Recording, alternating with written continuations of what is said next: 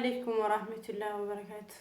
درجتو إلمان رمو نجيني كيا لجيني بقارن كتيبة كجرتني تسنا كقبل نجتان سون بقدراتني قويا سدي أفركنا فيديو هارا وجدي متن سنجرو سببين تكونت تنتولي أكم جرتني يا دم تنزرتني نجتان سون فيديو هي كهرّرتي وانت أنها صور بعدو واي إثيوبيا كست قدسو كنيسة إلما مسلمة الرتنا وتمي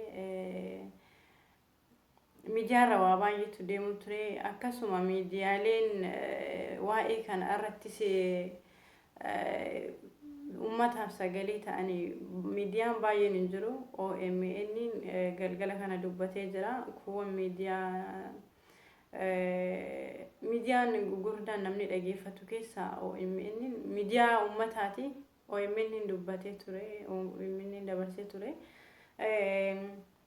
أنا سكرم لهم فاتتي يا دكيا وانتو كتو دبر فتشو بربادا يعني هي ماليني واي قبتشو مسجدا إلى تسيتي دران درسنيت نموني بك أمانتي كانت نتي أمانتي فردفني ديفني وانفيني قوني قوسا أمانتي ولين هنك أمنو دام سفايا دمتو تا فيسبوكا إجولي أمانتي براك أباني في دام سياني سيني دامو وانتا أني سيني دامو بربادو هرّا فيسبوكا رتي وهوا يلالو تري نموتا قمتشو يبسطو فاتو جرا أورومو تاتيتي لما يكون لما أمانتي أورومو ولدتي بوسوتي نمو ما هرّا مسجد قبيتو بورولي تشرشي قبا غافة سنمو أكام تاتني مالتاتو هر كرورو كتني أورومون آمانتيف كتاد أولهن قدو أورومون توكو إيجا أورومون توكو جني آماني هرمو هركتشابت أبو مالي في سنبرباتي سينما هندامتي نموتا مراسا بكا كانت مو أماني مسلمة أمانتي في تنا هنادو فكيسو واي أمانتي تنا لبهن دبتو أسي أتشي هنوفو because أمانتي ما لك تأيوان بيكوف أمانتي نما تسهمبو أمانتي نما سنك بجا أمانتي نما ينتو نموتو ما يرو أمانتي تهار وتاني دفنيتو أمانتي نما تتلي إركاتا بكا كانت نوتي أمانتي ولي كبجون قامنا لما فايمو هرّا نموني قمتشو يبستن برو إسنتي سنين أفتي وانتو كن إمو نمني واكسو والبلسو بربادي كأي يرو سنتي سوا بلسو دندا هاي كان رت أبوتين أمانتا وجدتشو قبدي وانتا هنا وانت جل قبل لي غفركو أممولي نتسجلس نيتي لالو تجروف أبوتي أمانتا تبنوتا أبوتي أمانتا إلى اللتا نمني كوني سكرون فاتت زيادة سايب سچو غرو مرغ قبا هذا أمالي وانتين أنا جدتشو بربادو لم يكن yoo dhimma walitti buusaa Oromootiif Oromoo kallattii baay'ee yaalanii asiin kuffisuu garanaan kuffisuu yaalanii kallattii hedduun yaalanii walitti buusaa Oromootiif dhimma hojjetamu yoo ta'e Oromoon amantii walitti hin buutu Oromoon wal qabattee duuti malee amantii irratti Oromoo wanti adda baasaa hin jiru amantiin ka dhuunfaatii Oromummaa walitti qabnaa jechuun garuu qoosa amantii wanta salphaadhaa miti eenyuyyuu akka salphatti fudhatee ka callisuu miti bakka amantii kanatti eenyuyyuu uffireega namni amantii ofii jibbuu hin jiru garuu irra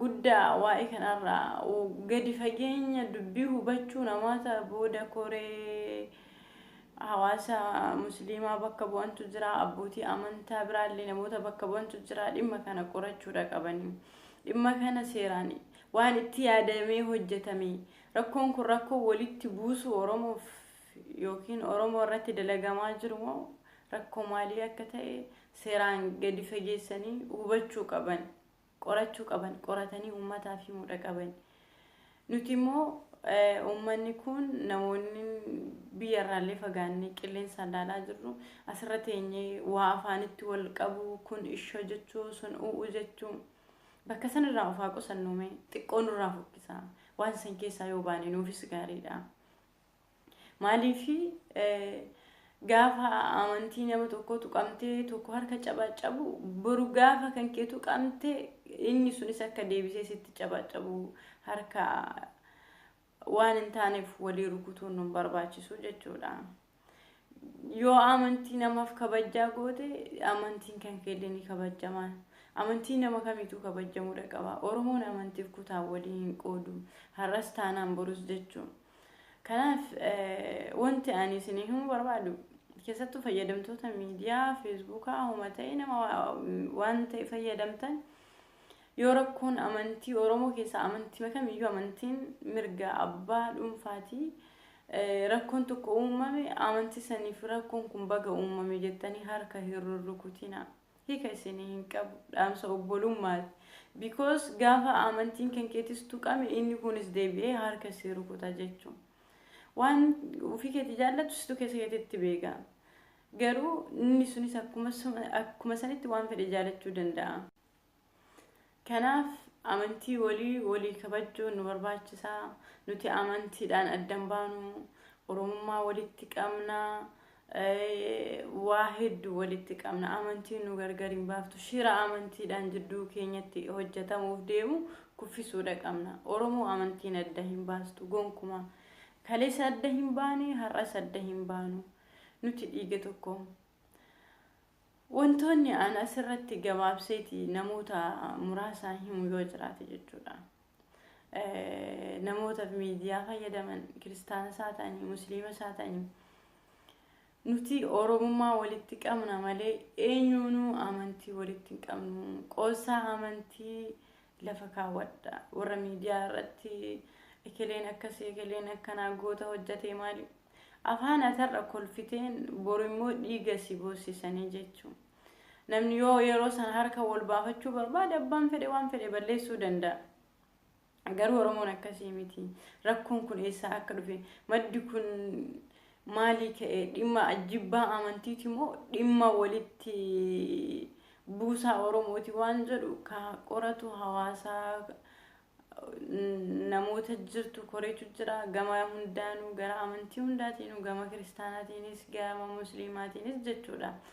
Kanaafuu nuti immoo asirraa iyyuu irra obsinee wal dhageeffannee rakkoo saniif furmaata wal gargaaru gadda walirraa qoodachuu nu barbaachisa. Anis akka yaada nama dhuunfaa tokkotti yaadota kana yoo akkanas utaallee dubbachuu baay'ee nurraa wanne hin jedhu dhimmi kun dhimma namoota gurguddaa ilaallatu dhimma xiqqaadhaa miti jennee callifnee ilaaluutti jirra. Kanaaf akka hundaanuu waan ta'amu hundumti keenyayyuu taragaaggaanee ilaalla yookiin wanti nu barbaachisu masjida ijaaruuf mallaqa waan ta'e wanta waan nu barbaachisu yookiin waan mallaqa buusaa waan jedha yoo jira ta'e faana dhaabbannee kallattii hundaan gargaarree masjida akka deebi'amee ijaaramu masjida qofa osoo hin taane namoota rakkoo sana uuman seeraan qoratamanii adabamuudha qabanii jechuudha. Lubbuun nama meeqaa akka galaafatametti ilaalama masjidni. Sababa kanaaf yakkamaan gubate uummanni masjida san gube adabbiin lubbuu nama ajjeesuu itti kennamuudha qaba. Mootummaa waan kana irra hojjechuu qaba. Akka mootummaa waan kana gadi bu'ee hordofuuf hawaasni keenya daasborri sagalee ta'uu dandeettii guddaa qaba waan ta'eef uummanni irra hojjechuu qaba. Waan dhaggeeffataniif galatoomaa. Barri bilisummaa isin haa ta'u wal argina.